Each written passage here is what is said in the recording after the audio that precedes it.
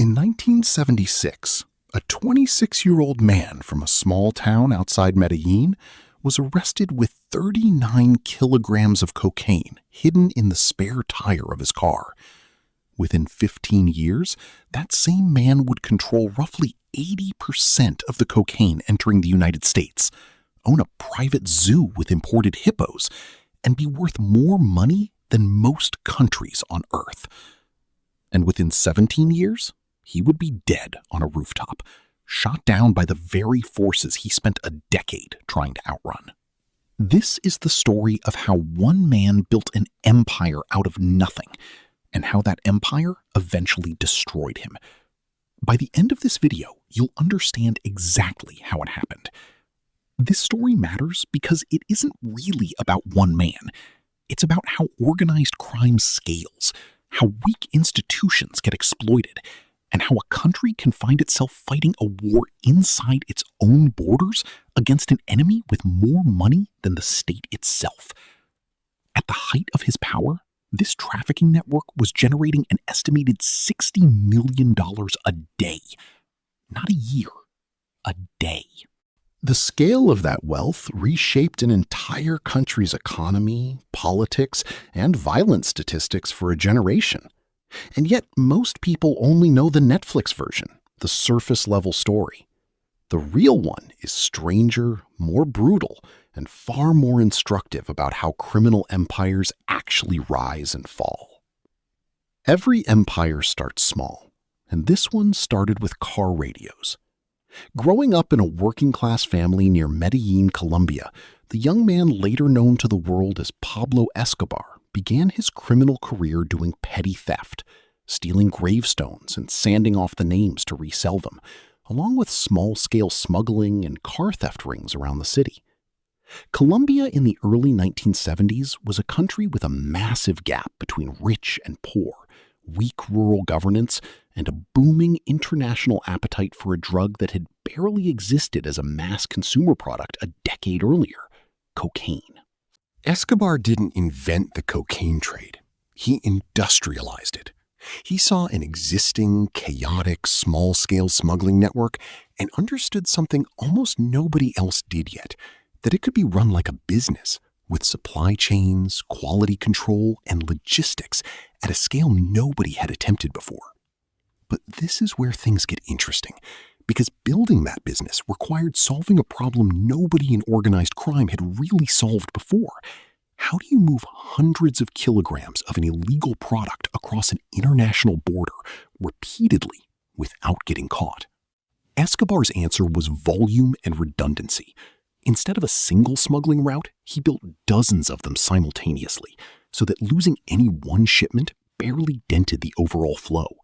By the late 1970s, along with the Ochoa brothers and other partners, he had formalized what the world would come to know as the Medellín Cartel.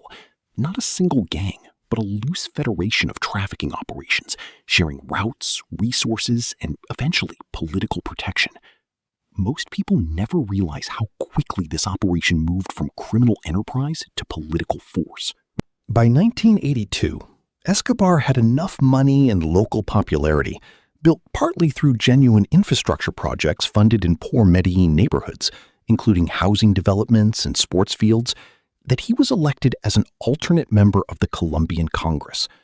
For a brief window, a cocaine trafficker held a form of political immunity and legitimacy inside the same government meant to stop him. That contradiction would define the entire next decade of Colombian history. However, the next stage changes everything, because it's where the empire turns from a business into a war. The Colombian government, under growing pressure from the United States, began pursuing an extradition treaty that would allow traffickers to be sent to face trial in American courts, something Escobar and his allies feared more than any Colombian prison sentence. Their response became one of the most infamous slogans in criminal history. They would rather have a grave in Colombia than a jail cell in the United States. What followed was a sustained campaign of violence against the Colombian state itself, including the assassination of a sitting justice minister in 1984, and later, the killing of a leading presidential candidate in 1989. Judges, police officers, journalists, and politicians who opposed extradition were targeted. At this point, one legal document, an extradition treaty, had triggered a level of institutional violence Colombia had never seen before. The most shocking part of this entire story is the sheer scale of the war that followed.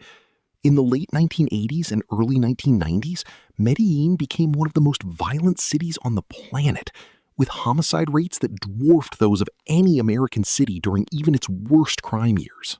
Car bombings targeted government buildings, and at one point, a commercial airliner was destroyed mid-flight in an attempt to kill a single perceived informant, killing over 100 people who had nothing to do with the conflict. This wasn't gang violence in the conventional sense. It was closer to a low-grade civil war, funded entirely by the profits of a single trafficking network, and it persisted for years, despite enormous public outrage, because the money funding it was simply too large for any single arrest or raid to meaningfully disrupt. Investigators and journalists spent years reconstructing exactly how large this operation actually was, and the numbers that emerged were almost impossible to comprehend. Forbes magazine listed Escobar among the wealthiest people on Earth for several consecutive years in the late 1980s, with estimated net worth figures in the billions. Colombian authorities later reported that the organization reportedly wrote off roughly 10% of its cash reserves every year, simply because rats and moisture destroyed banknotes stored in hidden warehouses faster than the money could be laundered or spent. The organization is estimated to have moved cocaine into the United States using an enormous range of methods, from small aircraft to fishing boats to hollowed-out commercial cargo, exploiting the sheer volume of legitimate trade moving between the two countries to hide illegitimate shipments inside it. Here are the facts about this story that still surprise people today. In 1991, after years of violence, Escobar negotiated a deal with the Colombian government to surrender in exchange for a reduced sentence and no extradition, on the condition that he serve his time in a private prison he essentially designed himself, nicknamed La Catedral, complete with a soccer field, a bar, and mountain views. He escaped in 1992, the moment authorities attempted to transfer him to a standard facility. The manhunt that followed involved a specialized Colombian police unit known as the Search Block, working alongside American intelligence agencies, and eventually a rival vigilante group calling itself Los Pepes, made up largely of Escobar's own enemies from within the criminal underworld, who began systematically targeting his associates and family.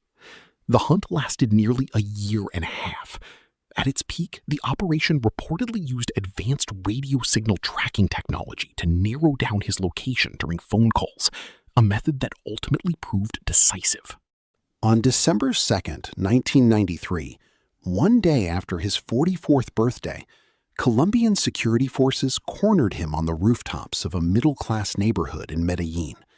He was killed in the resulting exchange, ending a manhunt that had consumed enormous resources from nearly 17 months.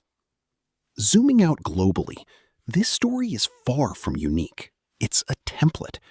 Trafficking organizations in Mexico, and later even more decentralized networks across Central America, studied and in some cases directly inherited routes and relationships from the collapse of the Medellín Cartel. When one large centralized organization falls, the demand that fueled it doesn't disappear. It fragments into smaller, often more violent competing groups, a pattern researchers call the cockroach effect, where dismantling one operation often multiplies the number of successors rather than eliminating the trade. Colombia's own trafficking landscape didn't end with Escobar's death. It fractured into the Cali cartel and eventually far more diffuse networks, illustrating a pattern that continues to challenge law enforcement worldwide. Bring the story back down to the individual, and the arc is almost mythic in its simplicity. A small-town car thief who identified a gap in an emerging global market, scaled in a legal business with the discipline of a Fortune 500 company, briefly held real political power, then triggered a war against his own government, that ultimately consumed him, his family's safety, and thousands of lives caught in the crossfire. The empire that seemed untouchable at its peak collapsed within roughly 2 years of the government finally treating it as an existential threat rather than a law enforcement problem. So here's the question worth sitting with. Was this story ever really about one man's ambition, or about how much devastation a weak state and an enormous global market can produce together, with almost anyone in the right place at the right time able to fill the role? Let me know what part of this surprised you the most in the comments. And if you want more deep dives into the true stories behind the world's most infamous criminal organizations, make sure to like this video and subscribe for what's coming next.